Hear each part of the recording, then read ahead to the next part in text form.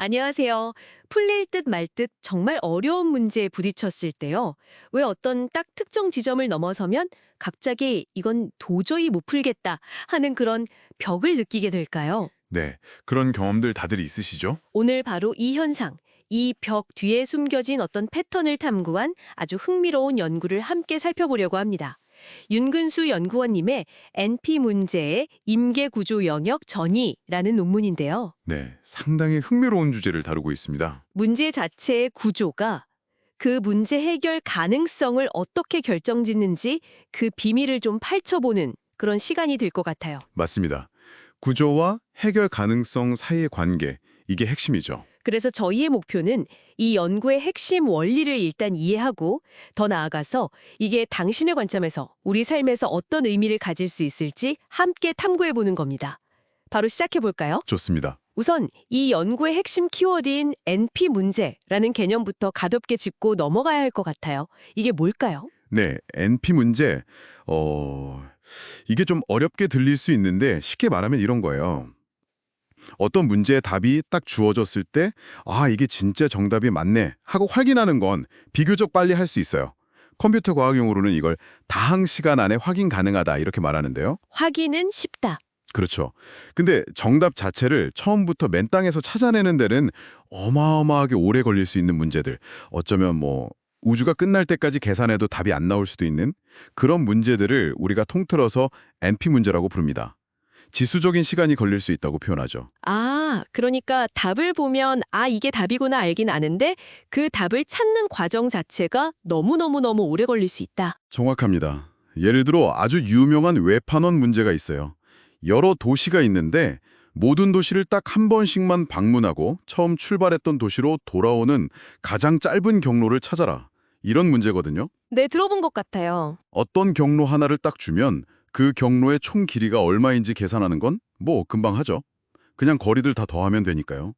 이게 확인 과정인 거죠. 네, 그렇죠. 근데 도시수가 막 늘어나면 가능한 모든 경로를 다 따져보면서 가장 짧은 경로, 즉 최적의 답을 찾는 건 정말 엄청나게 어려워집니다. 도시가 몇십 개만 돼도 슈퍼컴퓨터로도 풀기 힘들 수 있어요. 이게 바로 NP 문제의 특징입니다. 확인은 쉬운데 찾긴 어렵다. 일상에서도 비슷한 느낌의 문제들이 많은 것 같네요. 그렇죠. 최적의 스케줄 짜기, 가장 효율적인 물류 경로 찾기, 이런 것들도 비슷한 성격을 가질 수 있습니다. 자, 그럼 이 연구는 그 많은 NP 문제 중에서도 아주 구체적인 사례, 하이퍼그래프 이색칠 문제라는 것을 분석했다고 들었습니다. 하이퍼그래프. 이건 또 뭔가요? 네, 이것도 조금 생소할 수 있는데요. 보통 우리가 그래프라고 하면 점, 노드와 그 점들을 잇는 선, 엣지로 이루어져 있잖아요. 근데 이때 선 하나는 보통 점 두 개를 연결하죠. 네, 점과 점 사이의 선. 그렇죠. 근데 하이퍼그래프는 이 개념을 확장한 겁니다. 하이퍼 엣지라는 특별한 종류의 선이 있는데 얘는 한 번에 점 두 개가 아니라 세 개, 네 개 혹은 그 이상, 연구에선 이걸 K개의 점이라고 표현했는데 여러 개의 점을 동시에 연결할 수 있는 거예요. 아, 선 하나가 점 여러 개를 동시에 딱 묶는 느낌이네요. 이 하이퍼그래프에 있는 각 점들을 딱 두 가지 색깔, 예를 들어 검은색 아니면 흰색, 둘 중 하나로 칠하는 거예요. 네, 두 가지 색으로만? 근데 아주 중요한 규칙이 하나 있습니다. 바로 하나의 하이퍼 엣지에 연결된 모든 점들이 전부 다 똑같은 색깔이면 안 된다는 거예요. 아, 그 하이퍼 엣지로 묶인 점들 안에서는 색깔이 최소한 하나는 달라야 한다. 그렇죠. 예를 들어 하이퍼 엣지 하나가 점 A, B, C를 연결한다면 A, B, C 모두 검은색이거나 모두 흰색이면 안 되는 거죠. 적어도 하나는 다른 색이어야 규칙을 만족하는 겁니다. 그렇군요. 규칙 자체는 간단해 보이는데 이게 왜 NP 문제가 되는 걸까요? 점이 많아지고 하이퍼 엣지가 복잡하게 얽히기 시작하면 이 규칙을 만족하면서 모든 점에 색을 칠하는 조합을 찾는 것이 아까 외판원 문제처럼 기하급수적으로 어려워지는 거죠. 확인은 쉽겠네요. 칠해진 걸 보고 규칙 어긴 데 없나 보면 되니까? 맞습니다.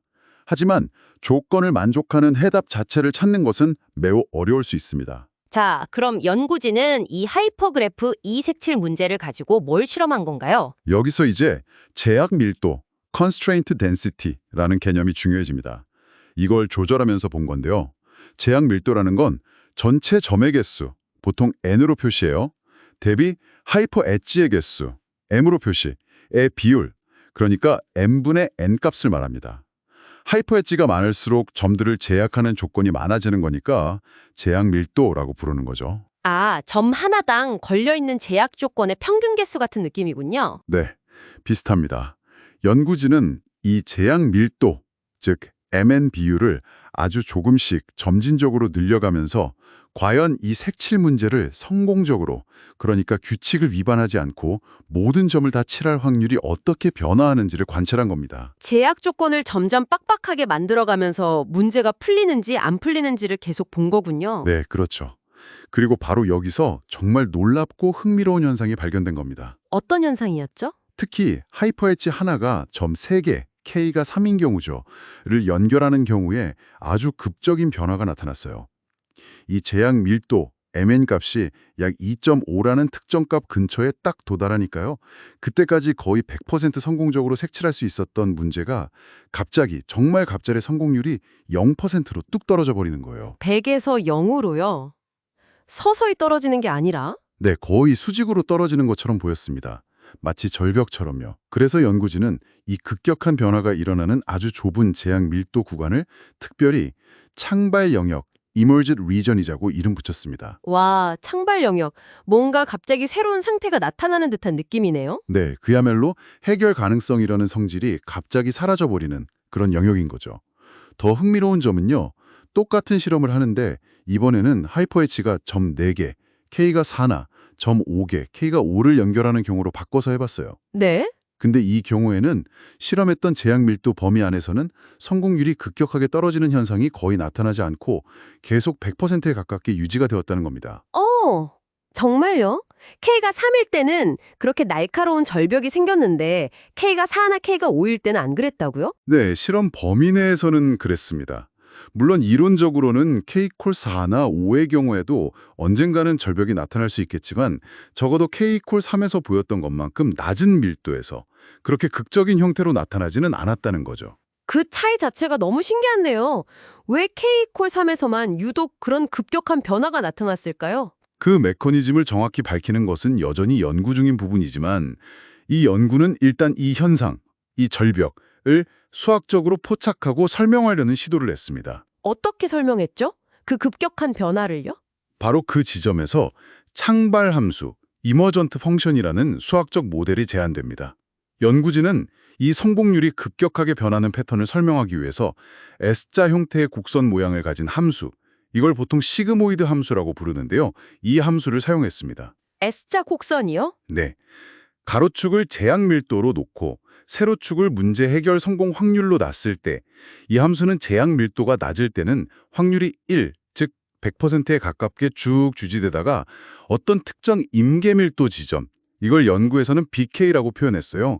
근처에 도달하면 아주 급격하게 값이 떨어져서 0에 가까워지는 모양을 그립니다. 아, 그 절벽 부분을 수학적으로 S자 곡선으로 모델링한 거군요. 맞습니다. 그리고 이 창발함수는 단순히 그 절벽에 나타나는 위치, 즉 임계밀도 BK만 알려주는 게 아니라 그 절벽이 얼마나 가파른지, 즉 얼마나 급격하게 확률이 떨어지는지 그 기울기, 이건 AK라는 파라미터로 표현했습니다.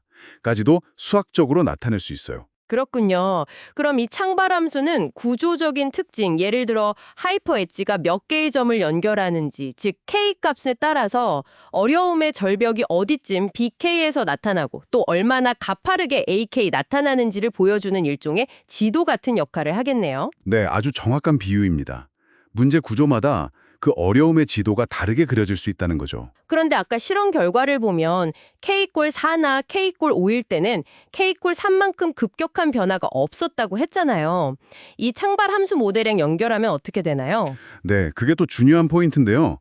실험 결과를 이 창발함수 모델에 맞춰 분석해보니 구조가 더 복잡할수록, 그러니까 K값이 클수록 3보다는 4나 5, 전환이 일어나는 임계 밀도 BK가 오히려 더 낮아지는 경향을 보였습니다.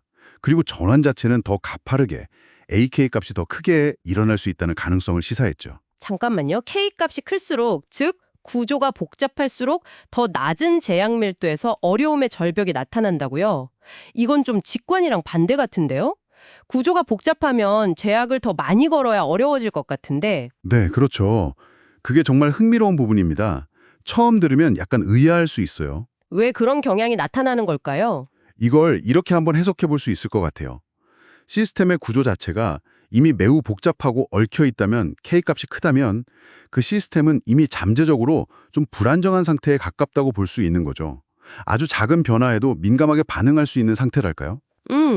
그래서 그런 시스템에는 상대적으로 적은 양의 추가적인 제약 조건, 낮은 제약 밀도만 가해져도 시스템 전체가 균형을 잃고 해결 불가능한 상태로 훨씬 더 쉽게 전이되어 버리는 겁니다. 아하, 비유하자면 이미 막 아슬아슬하게 높이 쌓아 올린 젠가 타워 같은 건가요?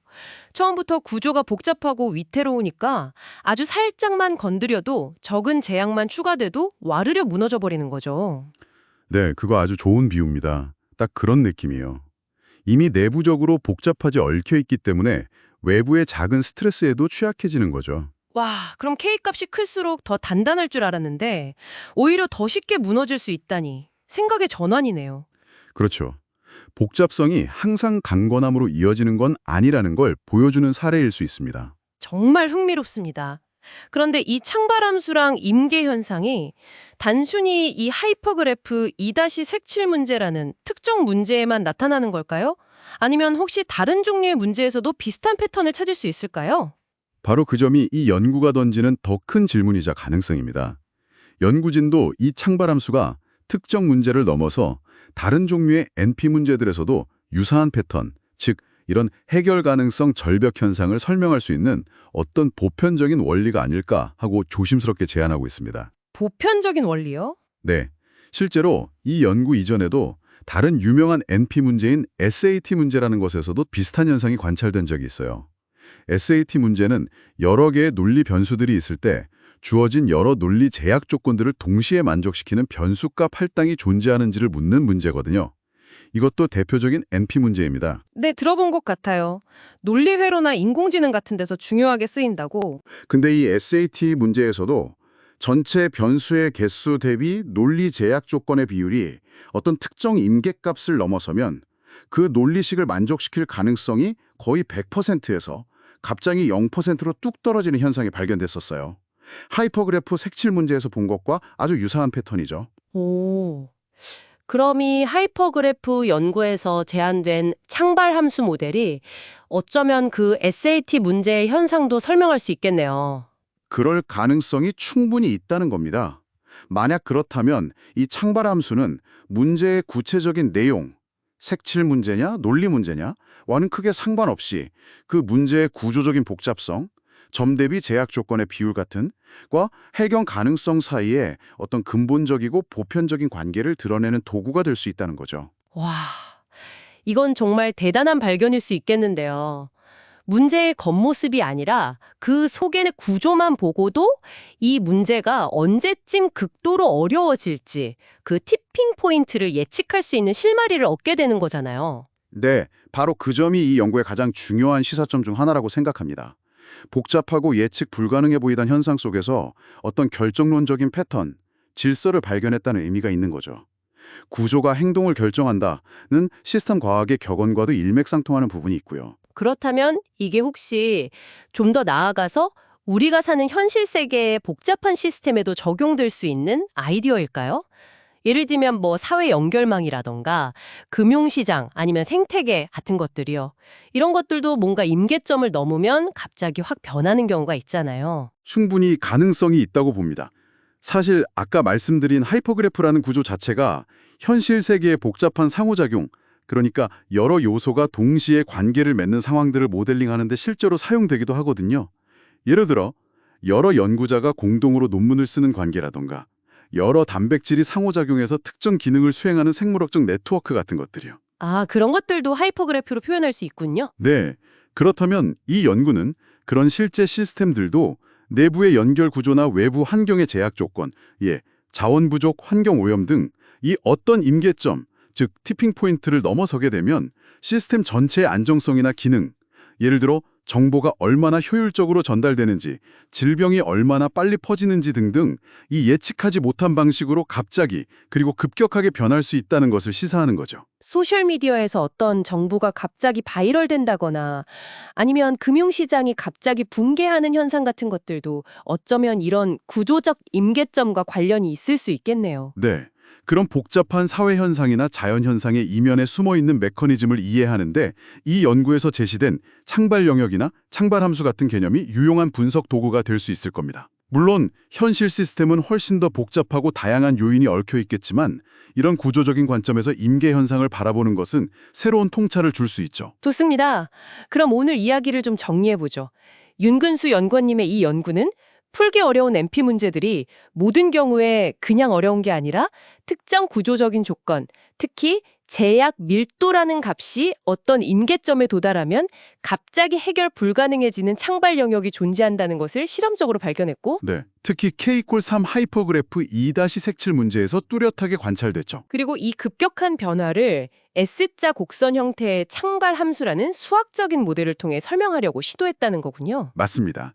그 함수는 임계점의 위치, BK와 변화의 가파름, AK를 정량적으로 보여주고요. 핵심은 문제 해결의 어려움이라는 것이 완전히 예측 불가능하거나 마구잡이로 나타나는 게 아니라 문제 자체의 구조적 특성, 제약 밀도, 연결 방식, K값 등에 따라서 예측 가능한 패턴, 즉 임계점을 가지고 나타날 수 있다는 것. 네, 그리고 더 나아가 이 패턴이 특정 문제를 넘어서서 다른 종류의 NP 문제, 어쩌면 더 넓게는 현실의 복잡계 시스템에서도 발견될 수 있는 보편적인 현상일 수 있다는 가능성을 제시했다는 점이 중요합니다. 구조가 행동을 결정한다?